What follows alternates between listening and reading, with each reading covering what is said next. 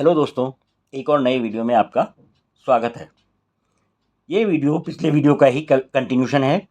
यहाँ भी हम कुछ और इम्पॉर्टेंट क्वेश्चंस एपी पे डिस्कस करेंगे, इनके स्मार्ट वेज के साथ साथ, या जिन्हें आप शॉर्टकट्स भी कहते हो। ठीक है ना। आइए पहला क्वेश्चन लेते हैं आज के सेशन का। If 10 times of the 10th term of an AP is equal to 15 times the 15th term,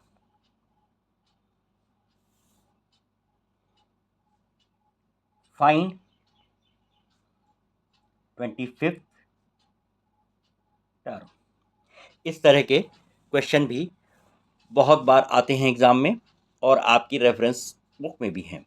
वैसे तो ये क्वेश्चन आप अदरवाइज फार्मूला लगा के कर सकते हैं, जो कि लंबा होगा और कंफ्यूजिंग होगा और टाइम टेकन मेथड होगा।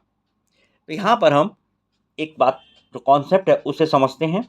यदि ये क्वेश्चन एमसीक्यू में आए तो आप इस तरह आसान तरीके से इसे अटेम्प्ट कर सकते हैं। 10 times of 10th term is equal to 15 times of 15th term. ये उसने दिया है हमें और उसने हमसे पूछा है 25th टर्म क्या होगी। बड़ा आसान है, लेकिन बशर्ते ये नंबर और ये नंबर सेम होना चाहिए, और यहाँ पर ये नंबर और ये नंबर सेम होना चाहिए। राइट। यदि इस टाइप की सिचुएशन है, ये 10 टाइम्स ऑफ 10th टर्म, यदि ये 7 टाइम्स ऑफ 10 टर्म होता है, ये काम नहीं करता। तो अब यहाँ पर ये स्थिति हमें, ये सिचुएशन हमें मिल रही है। और दूसरी चीज़ जो देखने वाली है, ये 25 दिस प्लस दिस होना चाहिए। तो आप बड़े आराम से इसे 0 लिख सकते हैं और यही इसका आंसर होगा। ठीक है ना। तो इस तरह के क्वेश्चंस जब किसी कॉम्पिटिटिव में या एग्ज़ाम में एज एमसीक्यू आ जाते हैं, तो बच्चे काफ़ी कंफ्यूज हो जाते हैं और उनका बहुत सारा टाइम इस टाइप के क्वेश्चंस में खराब होता है। ठीक है ना। अगला क्वेश्चन देखते हैं हम। Second question, if the sum of first m terms, if the sum of first m terms of an AP is same as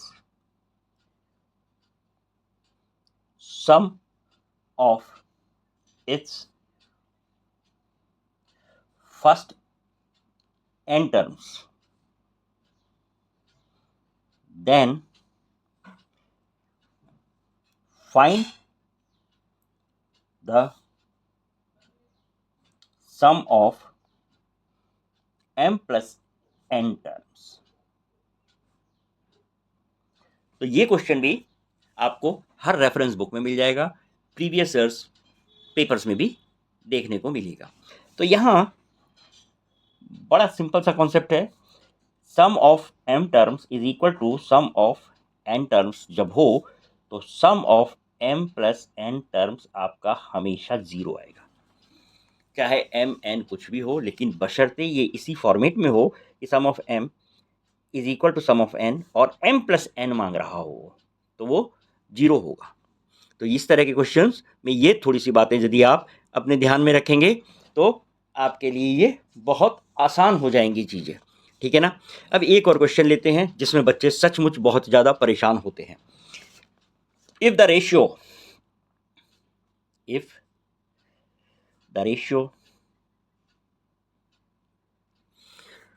of sum of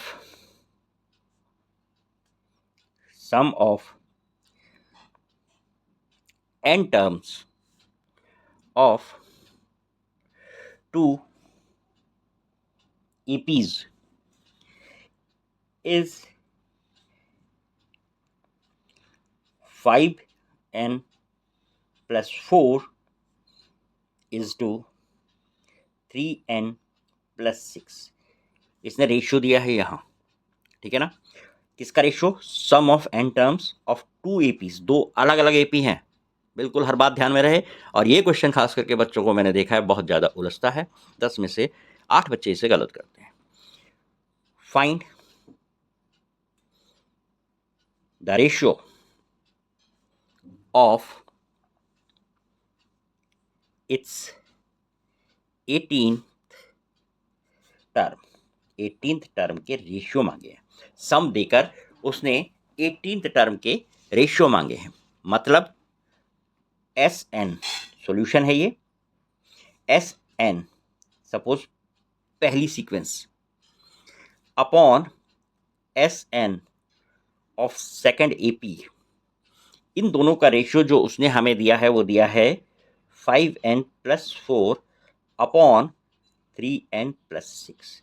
और मांगा क्या है उसने हमसे A18, इस केस में वो हमसे मांग रहा है A18 of first on A18 of second AP, right. ये 1 और 2 स्क्वायर मत समझना, ये एपीज हैं। अब 18th टर्म क्या होगी, फर्स्ट टर्म प्लस 17 D1, जहां पर A1 और D1 फर्स्ट एपी के फर्स्ट टर्म और कॉमन डिफरेंस है। और इसी तरह A2 सेकेंड सीक्वेंस का फर्स्ट टर्म और 18th means 18 - 1 that is 17 D2, ये हमें निकालना है। यदि आप अपने नॉर्मल मेथड से करोगे इसे काफ़ी लंबा, कॉम्प्लिकेटेड और कंफ्यूजिंग होगा, ठीक है ना। इसके लिए यदि ये क्वेश्चन आपका वैसे आ जाए तो आप इसके लिए बड़े आराम से एक छोटी सी ट्रिक का इस्तेमाल कर सकते हो। ये जो 17 है, दो तरीके हैं बच्चों। 17 को 2 से मल्टीप्लाई करके ऐड कर दो 1, राइट। n की वैल्यू निकालनी है मुझे। n आप ऐसे ले सकते हो n-1/2 इज इक्वल टू 17। ये वाला 17 ये ले लिया आपने, तो इससे आपके पास आएगा n इक्वल्स टू 34 एंड 1 35। और ये वैल्यू आप यहाँ डाल दीजिए, सीधा सीधा सिंप्लीफाई करके आपको आंसर मिल जाएगा, ठीक है ना। अदरवाइज आप यदि ये भी नहीं देखना चाहते तो ये जो 18 है ना, 2 टाइम्स ऑफ 18 36 - 1 भी आपके पास 35 ही आएगा, राइट। अब ये 35 आप इसमें डाल देंगे तो आपको क्या मिलता है, 5 × 35 + 4 अपॉन 3 × 35 + 6। इसे यदि हम सॉल्व करें, 5 × 5 = 25, 2 15 2 17 + 4 और ये आएगा आपका 3 × 5 = 15, कैरी 1 1 0 5 और 6 इसमें आप ऐड करेंगे, ये हो जाएगा 1 1 1 और ये होता है आपका 179। काट पीट के आप देख लीजिए, यदि ये सिंप्लीफाई होता है तो लोवेस्ट फॉर्म में ये आपका आंसर हो जाएगा, ठीक है ना। तो इस तरह के ये जो छोटे छोटे मेथड्स में कुछ इंपॉर्टेंट क्वेश्चंस के डिस्कस कर रहा हूँ। I am trying to find them from the previous years and also at the same times from the competitive exams. So I have seen that these questions are very frequently repeated और NCERT में भी और CBSE में भी ये बहुत frequently इस type के questions repeat होते हैं। तो इन पर यदि आपकी समझ और पकड़ अच्छी बन जाएगी तो I think you will gain confidence, आपको चीज़ें समझ में आएंगी। यदि वीडियो अच्छा लगा हो तो आप सब्सक्राइब करें, लाइक करें, कमेंट करें और अपने फ्रेंड्स में भी शेयर करें। Thank you very much. Stay happy, stay healthy till we meet in the next session with some more interesting stuff on mathematics. Bye bye for now.